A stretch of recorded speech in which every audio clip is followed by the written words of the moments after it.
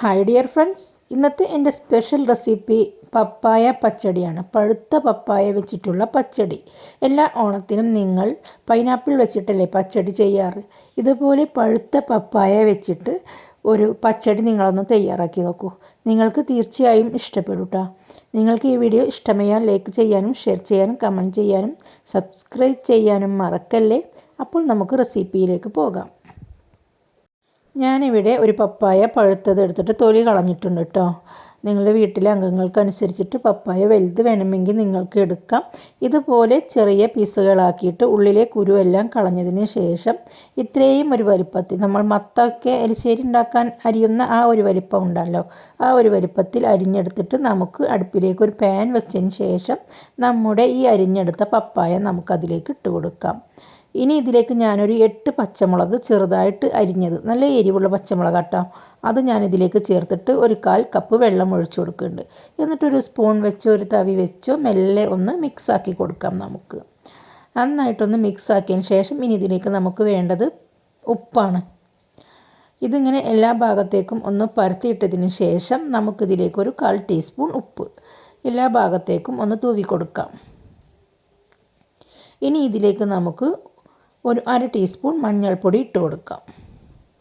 മഞ്ഞൾപ്പൊടി ഇട്ടതിന് ശേഷം ഒന്നുകൂടെ ഒന്ന് മിക്സാക്കി കൊടുക്കാം. നമുക്ക് കണ്ടില്ലേ, ഇതുപോലെ എല്ലാ ഭാഗത്തേക്കും മഞ്ഞൾപ്പൊടിയും ഉപ്പും എല്ലാം എത്തുന്ന വിധത്തിൽ നമുക്കൊന്ന് മിക്സാക്കി കൊടുക്കാം.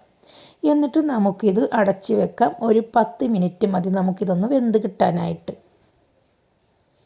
ഇനി നമുക്ക് തേങ്ങ അരപ്പൊന്ന് തയ്യാറാക്കാം. അതിനായിട്ട് നമുക്കൊരു മിക്സിയുടെ ജാർ എടുക്കാം. അതിലേക്ക് 250 ml കപ്പിൽ 1 കപ്പ് തേങ്ങ ചിരവിയതും 1/2 ടീസ്പൂൺ നല്ല ജീരകവും പിന്നെ ഒരു 1/4 കപ്പ് വെള്ളവും നമുക്ക് ഒഴിച്ചു കൊടുക്കാം. എന്നിട്ട് നമുക്ക് നല്ല ഫൈനായിട്ട് അരച്ചെടുക്കാം.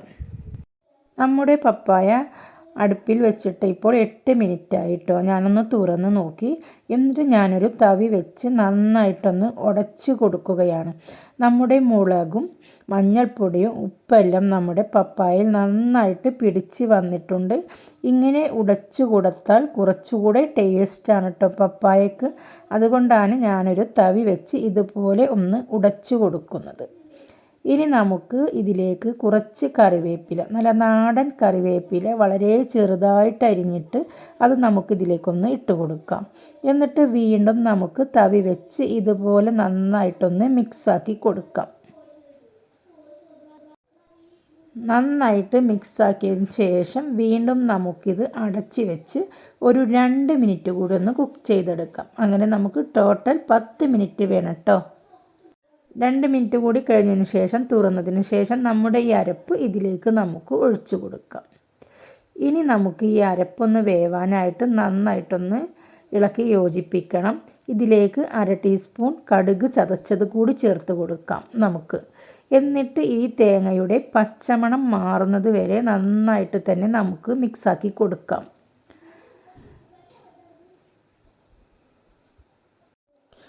തേങ്ങയെല്ലാം നന്നായി യോജിച്ച് വന്നിട്ടുണ്ട് കേട്ടോ.